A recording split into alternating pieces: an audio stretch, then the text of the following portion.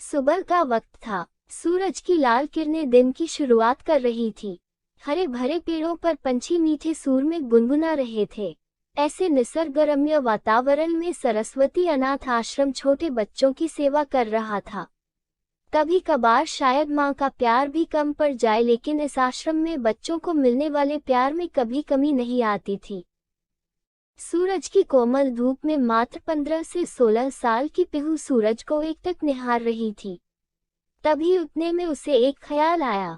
सूरज जैसे जैसे ढलता जाता है वैसे वैसे परछाइयों को पीछे छोड़ता जाता है और पीछे छूटी हताश परछाई फिर से उगते सूरज की राह देखते हुए रोती रहती है।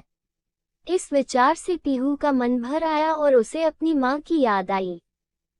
तभी वह अपने मन ही मन में बोलने लगी, माँ तुझे याद नहीं कि मेरे पापा मुझे छोड़कर कब भगवान के पास चले गए?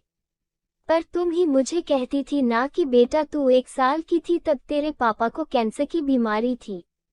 इस वजह से तेरे पापा भगवान के घर चले गए, लेकिन तकदीर की लड़ाई में मैंने हार नहीं मानी। पीहू बेटा, मुझे तेरे साथ यह कठिन दुख की लड़ाई जीतनी है, इसलिए मैं तेरी परछाई बन तेरे लिए जो हो सके वह करूंगी। वक्त आने पर मैं लोगों के घर के काम भी करूंगी, पर तुझे बहुत पाऊंगी, तुझे बड़ा बनाऊंगी। मैं तेरे पापा के सपने को वास्तव में लाऊंगी।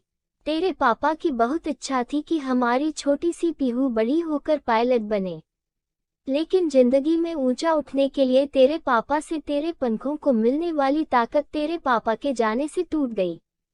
लेकिन माँ, इतने बड़े दुख के रेगिस्तान में मैं सुख की परछाई ढूंढ रही थी। मेरे इन पंखों को बल देती माँ। लेकिन क्यों माँ, क्यों मेरे पंखों को बल देने से पहले मुझे क्यों छोड़कर चली गई? पापा की तो पितृ छाया मुझे ना मिल सकी, पर तू तो मेरी परछाई बनकर जी रही थी। फिर क्यों तू भी मुझे छोड़कर चली गई? लेकिन तेरे जाने से मैं तेरी ममता से जुड़ी रही, तेरे प्यार की परछाई ढूंढते हुए दुख के रेगिस्तान में अकेली रही।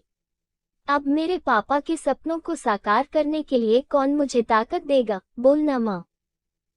पीहू मन ही मन बोल रही थी। तभी उतने में प्यार और ममता से सभी लड़का लड़कियों से बर्ताव करने वाली सीमा मैडम ढूंढते हुए पीहू को देखने आई और प्यार से बोली, बेटा क्या हुआ, क्यों रो रही हो?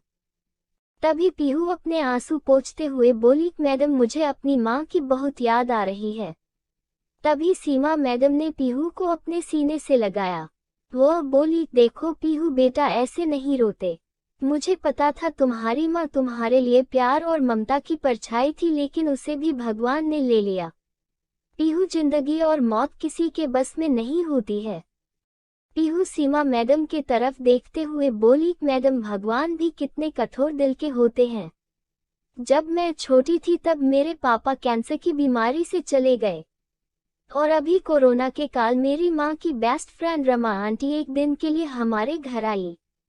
तभी माँ को कोरोना हो गया और मेरी माँ गुजर गई। वह मुझे छोड़कर चली गई। मेरे जीवन में परछाई बनकर रहने वाली मेरी माँ मुझे अब दिखाई ही नहीं देती। पीहू की यह अवस्था देखकर सीमा मैडम की आंखें भर आई। फिर भी सीमा मैडम पीहू को दुख भरे स्वर में बोली, ये देखो पीहू बेटा, जिस टाइम तेरे गांव के सरपंच ने तुम्हें इस आश्रम में लाया तब उन्होंने तुम्हारी जिंदगी की सब कर्म कहानी बताई थी। इसी कारण से मैं तुम्हें अकेले नहीं छोड़ती हूँ, लेकिन इसके आगे मैं तुम्हारी माँ बनकर, तुम्हारी परछाई बनकर जिंदगी जीना चाहती हूँ। ऐसे बोलकर सीमा मैडम ने पीहू को अपने बाहों में भर लिया और रोने लगी। सीमा मैडम को सीने से लगाकर पीहू ऐसा लगा जैसे उसकी माँ की खोई हुई परछाई सीमा मैडम के रूप में फिर से उसके साथ देने आ गई।